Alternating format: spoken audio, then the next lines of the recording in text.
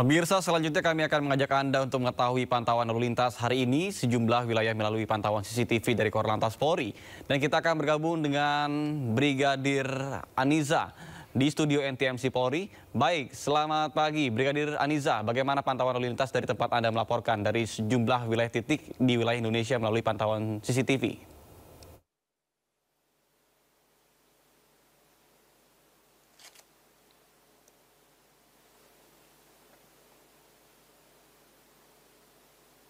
Apakah Anda mendengar suara saya?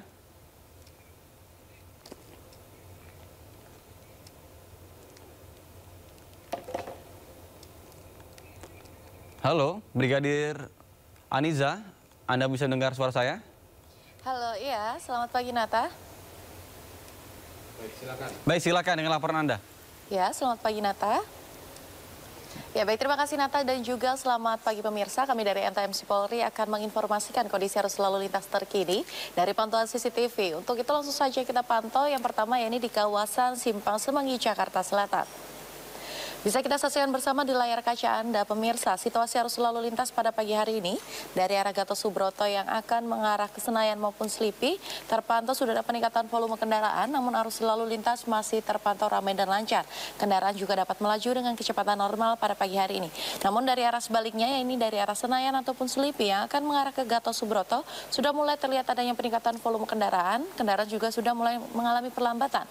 Kami himbau untuk tetap berhati-hati dan menjaga jarak aman kendaraan Anda. Dan untuk arus lalu lintas dari arah Semanggi yang akan mengarah ke Kuningan ataupun Cawang di tol dalam kota terpantau ramai dan lancar, begitupun untuk arah sebaliknya. Berikutnya kita akan bergeser ke kawasan CPO Kuningan, Jakarta Selatan. Arus lalu lintas dari Mampang yang akan mengarah ke Menteng pada pagi hari ini terpantau kondusif lancar, namun memang sudah terlihat adanya peningkatan volume kendaraan. Dan untuk arus lalu lintas dari arah Menteng yang akan mengarah ke Mampang, terlihat sudah ada peningkatan volume kendaraan dan juga laju kendaraan sudah mulai melambat pada pagi hari ini. Kami himbau bagi para pengendara untuk tetap berhati-hati dan tetap menjaga jarak aman kendaraan Anda dengan kendaraan lainnya. Dan berikutnya kita beralih ke kawasan exit tol Bekasi Barat. Arus lalu lintas dari gerbang tol Bekasi Barat yang akan menuju ke Jalan Pekayon, Kalimalang maupun Ahmad Yani. Pada pagi hari ini terpantau kondusif lancar, ketersendatan sesekali terjadi hanya menjelang traffic light saja. Kami himbau bagi para pengendara untuk tetap berhati-hati mengingat dominasi kendaraan berat yang melintas di kawasan ini.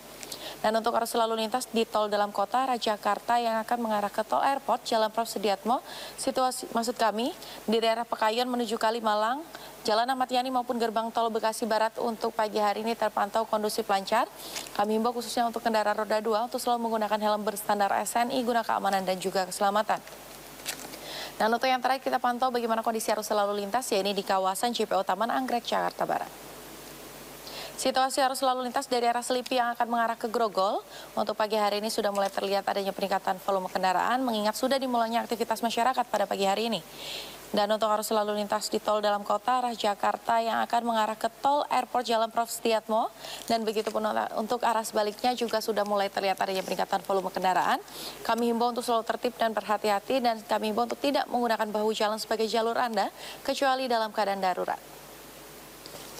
Dan juga pemirsa, kembali kami informasikan berdasarkan dari data SMS Korlantas Polri yang kecelakaan lalu lintas di Indonesia dalam kurun waktu 1 kali 24 jam terjadi sebanyak 250 kasus laka lantas.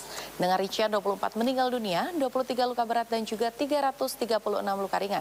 Dari data tersebut 38% terjadi karena kecerobohan pengemudi.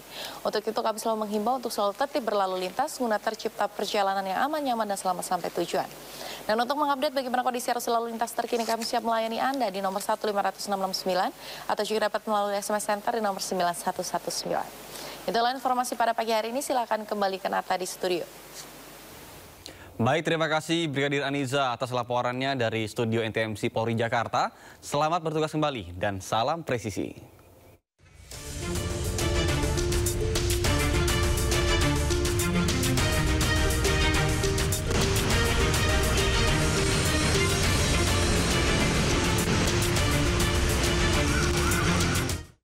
Informasi lainnya pemirsa, ternyata kenaikan pajak bumi dan bangunan tidak hanya di Pati, namun sejumlah daerah menaikkan PBB-nya lebih dari 100%. Saya tidak mau dengan protes, Pak. Saya sudah protes. Ya, saya tidak mau tawar-menawar.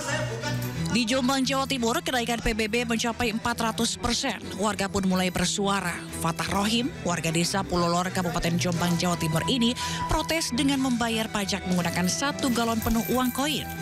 Dirinya tak terima bila sebelumnya PBB hanya sebesar Rp400.000 per tahun.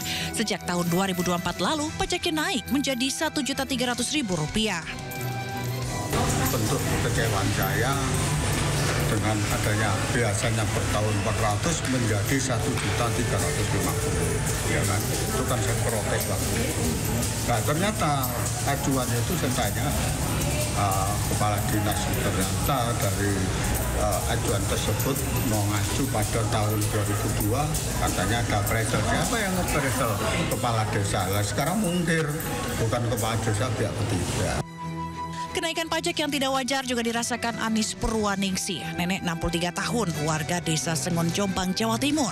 Dirinya kaget begitu menerima tagihan pajak tanah dan rumah yang biasanya Rp300 hingga Rp400.000 per tahun kini melonjak menjadi Rp3,5 juta. Di Semarang, Jawa Tengah, kenaikan PBB juga mencapai 400%. Seorang lansia, warga Barangkauban, Kecamatan Ambarawa, Kabupaten Semarang, Jawa Tengah, kaget saat menerima surat pemberitahuan pajak bumi dan bangunan tahun 2025. Jika pada 2024 lalu, tagihan PBB rumahnya hanya Rp161.000, namun tagihan tahun ini melonjak lebih dari 400% yang mencapai Rp872.000. Tukima pun telah mengajukan keberatan kepada pemerintah setempat, namun sayangnya hingga kini belum mendapat jawaban. Tidak hanya itu, ternyata kenaikan PBB juga terjadi di berbagai daerah. Sementara di kota Cirebon, kenaikan PBB mencapai 1.000%. Kenaikan pajak di Jombang, Jawa Timur antara 400 hingga 1.202%. Warga di Kabupaten Semarang, Jawa Tengah, kenaikan mencapai 400%. Di Pati, Jawa Tengah, sebelum diprotes warga, kenaikan mencapai 250%. Sementara di Bone, sempat beredar isu kenaikan mencapai 300%. Namun langsung direvisi, PBB pun naik hingga 65%. Tim Liputan iNews melaporkan. Pemirsa, Menteri Dalam Negeri Tito Karnavian akan menggelar rapat koordinasi dengan kepala daerah membahas kebijakan kenaikan pajak bumi dan bangunan dan pajak-pajak lainnya. Hal ini menyusul polemik kenaikan PBB P2 yang dikeluarkan oleh Bupati Pati, Sudewo, dan sejumlah daerah lainnya. Aturan sudah dicabut. Saya juga lagi meneliti karena memang aturan dari peraturan Bupati mengenai tarif NJOP, PBB, itu tidak sampai ke Kemendagri. Menurut aturan dari Undang-Undang HKPD, Hubungan Keuangan Pusat Daerah, dan ada turunan PP-nya, ya. Jadi perdanya memang dibuat oleh DPRD, tapi bersifat umum. Tapi penentuan tarifnya itu oleh kabupaten dan kota. Kabupaten kota dan penentuan angka NJOP dan PBB-nya itu ditentukan oleh Bupati Wali Kota dengan konsultasi yang mereview nanti adalah gubernur. Makanya ini nggak nyampe ke saya ya, gubernur. Nah sekarang saya siang ini akan melakukan Zoom meeting dengan seluruh kepala daerah untuk mengidentifikasi mana lagi yang tadi dikenaikan. Ini harus betul-betul melihat salah satu klausul dari Undang-Undang HKPD itu, setiap kebijakan daerah yang bersifat anggaran, pajak misalnya ya, retribusi, itu ada proses sosialisasi. Kedua, mempertimbangkan betul dampak kemampuan ekonomi masyarakat. Nah ini yang kita nilai. Jadi saya mohon rekan-rekan kepala daerah lainnya, setiap pengeluaran kebijakan yang berhubungan dengan pajak, retribusi, jangan sampai memberatkan masyarakat. Lakukan bertahap saja, jangan bertahap. Itu selama penghitungan NJOP juga harus hati-hati. Ya. Jadi jangan sampai memberatkan masyarakat. Prinsip utamanya itu. Dan lakukan sosialisasi. Ya. Masih ada waktu untuk sosialisasi.